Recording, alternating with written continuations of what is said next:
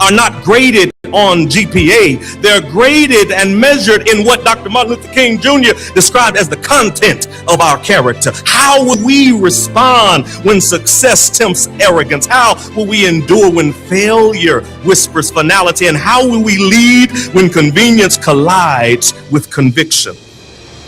That's the real curriculum of life. Yes.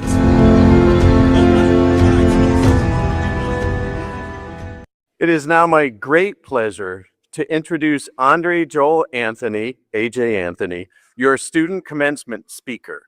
Coming to UMPI from Indianapolis, Indiana, Andre has distinguished himself as a dedicated scholar and leader, earning a place on a dean's list while balancing full-time leadership responsibilities, launching his own consulting company, and serving as a student leader, minister, and community advocate. Today, he graduates with a degree in business administration, and his journey has been guided by three simple words his father lived by: keep looking up. A charge that became both compass and conviction through the long days and long nights of his academic journey. Andre.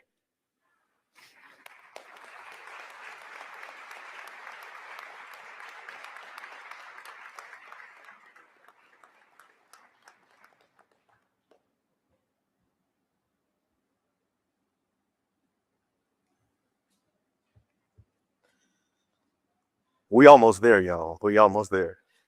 Soren Kierkegaard once observed, life can only be understood backwards, but it must be lived forwards. Graduation is one of those rare moments when we stand precisely between those two realities, looking back with gratitude whilst looking forward with courage. And if we're honest about the road behind us, the Renaissance poet Langston Hughes may have described it best when he said, life for me ain't been no crystal stair. It's had its tacks in it and splinters and boards all torn up. And yet, class, here we are, still climbing. To the president, faculty, families, friends, and to the Indomitable Class of 2026, we made it, y'all. We gather today beneath banners of accomplishment, degrees earned, deadlines defeated, discussion boards conquered at midnight, y'all. Papers perfected before sunrise. We navigated modules and metrics, strategy models, and statistical margins. We succeeded where structure was clear, yes. But commencement is not merely the celebration of completed assignments. No, it's the unveiling of uncalculated ones. And before we speak of the leadership or legacy, we must speak honestly of what Miley Cyrus calls the climb. When each of us committed to the University of Maine at Presque Isle, we chose more than a major. We chose a method. Some of us chose blended, some in person, some online, some, like me, your pace, where discipline replaced deadlines and self-governance became our syllabus. We selected different modalities, but the same metal. Some of us learned in lecture halls, some in living rooms, between shift changes after their children fell asleep. But each of them and each of us learned through different pathways, but with the same perseverance. And oh, what a class this is. Y'all done heard what we got today. Within our graduating body are future attorneys who will shape justice, accountants who will steward systems, agricultural scientists who will nourish nations, artists who will imagine what does not yet exist, engineers and computer scientists who will architect tomorrow. We've got some cybersecurity specialists who will guard invisible frontiers, whatever that means. We have educators who will form minds, and nurses who will preserve life, environmental science who will defend the earth, historians who will remember, social workers who will stand in sacred spaces of vulnerability, psychologists who will tend to unseen wounds that all of us have, writers and communicators who will shape the stories a generation will inherit. From liberal studies to lab technology, from math to mental health, from nursing to organizational leadership, associate, bachelor's, master's. We are not merely a graduating class. We are a living mosaic. Yet, no matter our discipline, each of us learned how to operate when the rubric was clear. We knew the expectations, we understood the evaluation, we mastered the measurable, but my dear professors, life offers no such criteria. For many of us, Langston Hughes' words are not simply poetry, they are biography. See, we know the challenges of tuition payments and tight budgets. We know the challenges of work shifts before lectures, of parenting and papers, of caregiving and case studies. Some studied online in the solidarity of silence. Some returned after many years away. Some carried invisible burdens while still carrying remarkable resolve. But whatever my lot, whatever our reality, we did not ascend polished marble. No, we climbed some unfinished wood. We've got some splinters along the way, and now we arrive at commencement, celebrating achievement while standing on the brink of ambiguity, because the unknown assignments, my friends, are coming. Those roles we didn't apply for, those trials we did not anticipate, the leadership moments we did not rehearse. And so we stand here credentialed and capable and commissioned. But the deeper question remains: who will we become when life assigns us a task without instructions? In this program, we were given rubrics, criteria, benchmarks, and expectations from day one. We knew how our work would be evaluated, but life offers no such documents.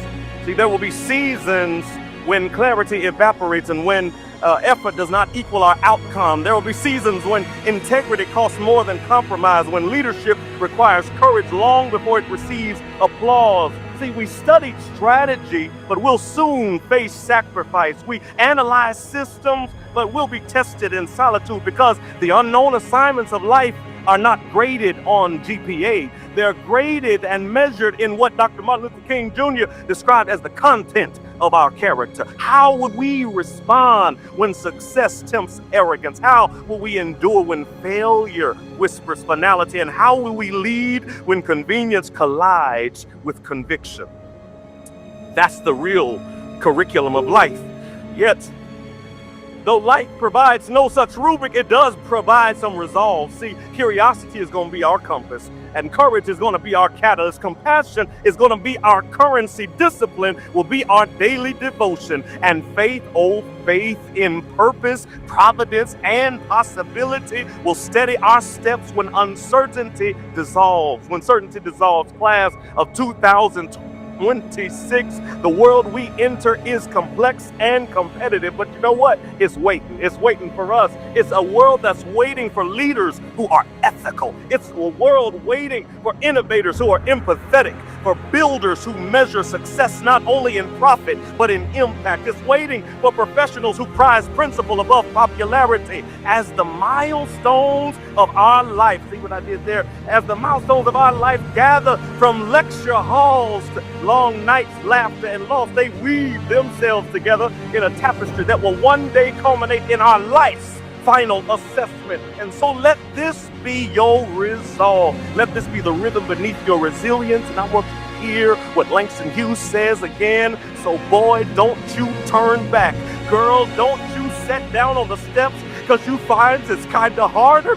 Don't you fall now, because I'm still going, honey. I'm still climbing in life. For me, ain't been no crystal stair. Do not turn back. Do not fall. We are still going. We are still climbing. Today we celebrate our degrees. Tomorrow we're going to demonstrate our depth. The rubric is gone. The assignment remains. And after you look back on the glory of today, you know what I want you to do? I want you to live forward. I want you to climb boldly. I want you to climb bravely and climb together. And when the world asks what became of the graduating class of Humphrey, let the answer be this: we kept climbing.